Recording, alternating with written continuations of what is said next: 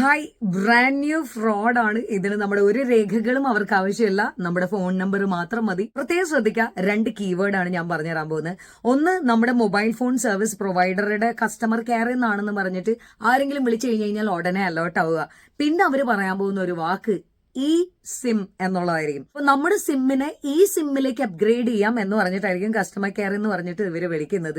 എന്നിട്ട് അതിന്റെ request accept ചെയ്യാൻ പറയും. ആക്സെപ്റ്റ് ചെയ്താൽ ഉടനെ തന്നെ നമ്മുടെ നെറ്റ്വർക്ക് പോവും, കട്ടാവും. എന്നിട്ട് അവരുടെ കയ്യിലിരിക്കുന്ന ഈ സിം ആക്ടിവേറ്റ് ആകുകയും OTP ആക്സസ് ചെയ്യാൻ പറ്റും, SMS കിട്ടും, അവർക്ക് നമ്മുടെ മെസ്സേജസുകൾ, കോളുകൾ, ഈവൻ പാസ്വേഡുകൾ മാറ്റാൻ പറ്റും. നമ്മുടെ എന്തെങ്കിലുമൊക്കെ കാര്യമായിട്ടുള്ള ഡീറ്റെയിൽസ് അവരുടെ കയ്യിൽ ഓൾറെഡി ഉണ്ടാവുമല്ലോ. അങ്ങനെ ഒരുപാട് പേർക്ക് പൈസ പോയി തുടങ്ങിയിട്ടുണ്ട്.